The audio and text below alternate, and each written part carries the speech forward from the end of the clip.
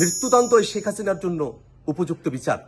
কেবলমাত্র এই মৃত্যুদণ্ডের রায় কার্যকর করার মধ্য দিয়ে শেখ হাসিনার গণহত্যা এবং মানবতা বিরোধী অপরাধের ন্যায় বিচার করা সম্ভব হবে।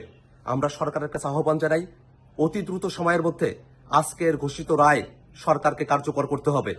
এবং ভারত সরকারের কাছে আমরা আহ্বান জানাই যে খুনি শেখ হাসিনা বাংলাদেশের মানুষের উপরে গণহত্যা চালিয়েছে, মানবতা বিরোধী অপরাধ করেছে, তাকে ভারতে আশ্রয় না দিয়ে বাংলাদেশের বিচার ব্যবস্থার কাছে তারা সুপর্দ করবে।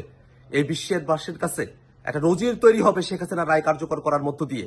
শেখ হাসিনা শুধুমাত্র উস্কানিমূলক বক্তব্য দেয় নাই, আজকের বিচারের মধ্য দিয়ে প্রমাণিত হয়েছে শেখ হাসিনা মানুষকে গুলি করে হত্যা করেছে, লেথাল ওয়েপন ব্যবহার করেছে, গোটা বাহিনীকে মানুষের বিরুদ্ধে খুন করতে কাজে লাগিয়েছে এবং মানুষকে সে পুড়িয়ে হত্যা করেছে। এমন নৃশংস একজন খুনি যার এত এত অপরাধ, সে অপরাধের খুব অল্প কিছু অভিযোগেই আজকে শাস্তির ঘোষণা এসেছে।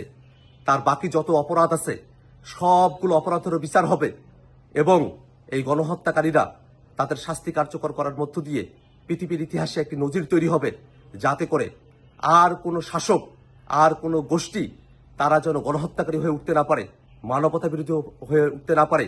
তেমন একটা সময়ের জন্য অপেক্ষা করছি আমরা। শুধুমাত্র রায় ঘোষণা করার মধ্য দিয়ে নয়, রায় কার্যকর করার মধ্য দিয়েই শহীদদের আত্মা শান্তি পাবে। আমরা অপেক্ষা করছি, সরকারের কাছে আহ্বান রাখছি, অতি দ্রুত সময়ের মধ্যে শেখ হাসিনার এই মৃত্যুদণ্ডের রায় সরকার কার্যকর করবে।